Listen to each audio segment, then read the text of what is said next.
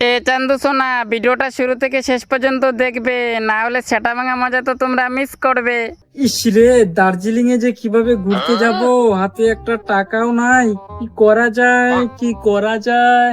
একটা বুদ্ধি আছে গুরু, যেটা অবলম্বন করলে তুমি দার্জিলিং এ ঘুরতেও যেতে পারবে আর হাতে অনেক মালকুড়িও চলে আসবে।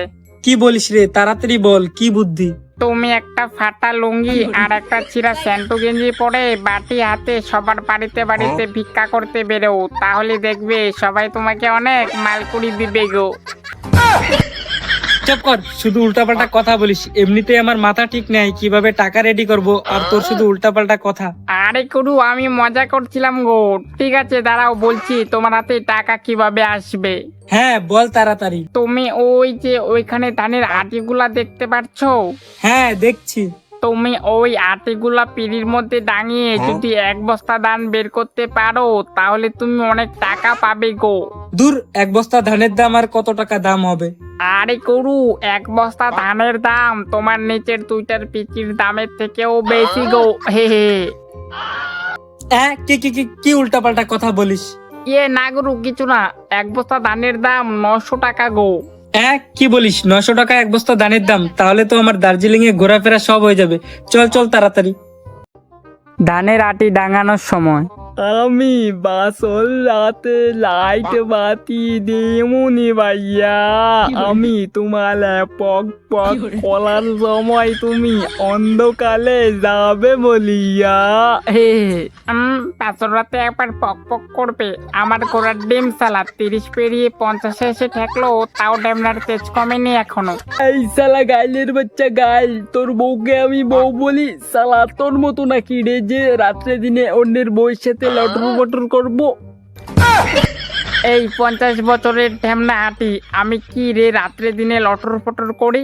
কেন, কালকেই তো তুই নাকি বন্যা দাদুর কলা বাগানে প্যান্ট খুলে পক পক করতেছিলি, কার সাথে? ঐক্যা দাদু বললো। হাট সালা আটির বাচ্চা হাঁটি, শুধু উল্টা পাল্টা কথা বলিস। এই আটি, তোরা দুজন অনেক ঝগড়া করেছিস, এবার থাম তো তোরা। থামবো কেন? হ্যাঁ থামবো কেন? এই আটি, তোদের এখন ডাঙিয়ে আমি এক বস্তা ধান বের করবো রে। হ্যাঁ, ধান বের করবে এক বস্তা? ধান বের করে তুমি কি করবে?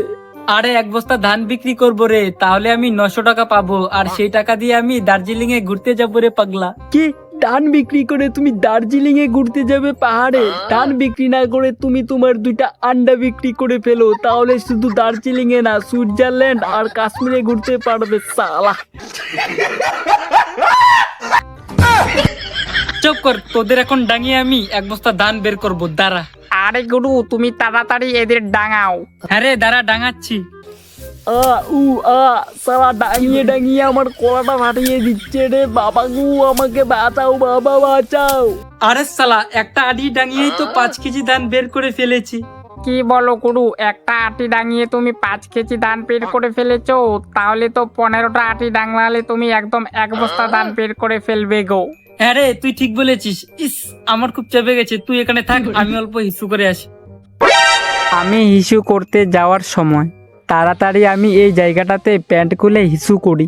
আরে আরে আরে, এটা কি ধরনের অসভ্যতা? হ্যাঁ, তোমার কি মান সম্মান কিছু নেই?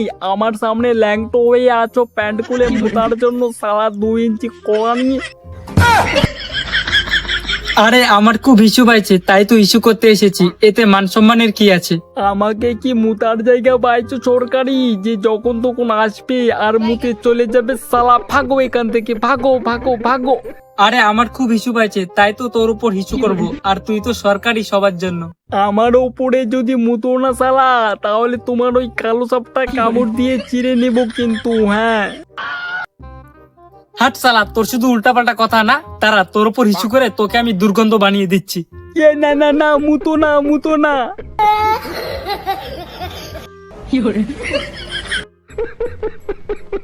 ও বাবা গু, ও বাবা গু, ইয়া বড় কালো সাপ, ইয়া বড় কালো সাপ প্যান্ট খুলে আমার ওপর বিষ ঢেলে দিল, ইয়া বড় কালো সাপ।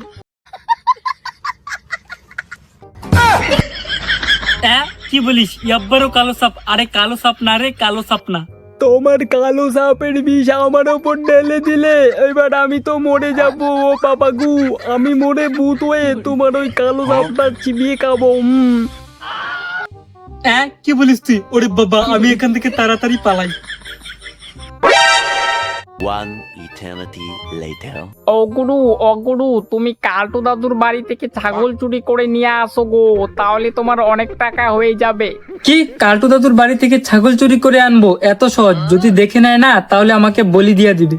আরে বলি দিবে এত সোজা? আরে গুরু, কালটু দাদু এখন জঙ্গলে হাঁটতে গেছে, এটাই সুবর্ণ সুযোগ। তুমি গিয়ে একটা ছাগল চুরি করে পালিয়ে আনো, যাও যাও। হ্যাঁ কি বলিস? কালটু দাদু জঙ্গলে হাঁটতে গেছে? তাহলে আমি তো টুক করে ছাগল চুরি করে পালিয়ে যাবো। চল চল চল। কালটু দাদুর ছাগল চুরি করতে যাওয়ার সময় আরে বাহ, ওই তো কতগুলো ছাগল, তাড়াতাড়ি আমি গিয়ে একটা চুরি করি। আরে চুপ করো গুরু, চুপ করো, আস্তে কথা বলো। যদি কেউ শুনে নেয় না তাহলে তোমার গলাটা খপাখপ করে কেটে দেবে গো। হ্যাঁ কি বলিস? ঠিক আছে, আমি আস্তে কথা বলছি। হ্যাঁ ঠিক আছে, এবার তুমি তাড়াতাড়ি গিয়ে একটা ছাগল চুরি করে নিয়ে আসো। হ্যাঁ রে দাঁড়া, আমি ছাগল চুরি করে নিয়ে আসি। এম্বে এম্বে আসো আসো আসো, এম্বে এম্বে এম্বে এম্বে। ছাগল চিল্লাচ্ছে, এই কে রে আমার ছাগল চুরি করতে এসেছে? দাঁড়া শালা, আসতেছি আমি, দাঁড়া। হ্যাঁ কালটু দাদু জেনে গেছে। ওরে বাবা, দাঁড়া শালা দাঁড়া, আমার ছাগল চুরি করার দাঁড়া, রামদাও দিয়ে তোর মুন্ডুটা ঘাড় থেকে আলাদা করে দেবো, দাঁড়া শালা। হ্যাঁ ঘাড় থেকে মাথা আলাদা করে দিবে? ওরে বাবা, তাড়াতাড়ি পালাই আমি এই ছাগলটা নিয়ে। হাই রে হাই, আমার ছাগল চুরি করে পালিয়ে গেল শালা, তোকে ধরতে পারলো না, ঘাড় থেকে মুন্ডু কেটে গঙ্গা ঘাটে ভাসিয়ে দেবো আমি। তো বন্ধুরা, আমি তো কালটু দাদুর ছাগল চুরি করে পালিয়ে যাচ্ছি, আর তোমরা কি করছো? দাঁত বের করে হাসছো? তাড়াতাড়ি ভিডিওটা বন্ধুদের কাছে শেয়ার করো, আর হ্যাঁ চ্যানেলটা সাবস্ক্রাইব না করলে তাড়াতাড়ি সাবস্ক্রাইব করো। Tata bye bye.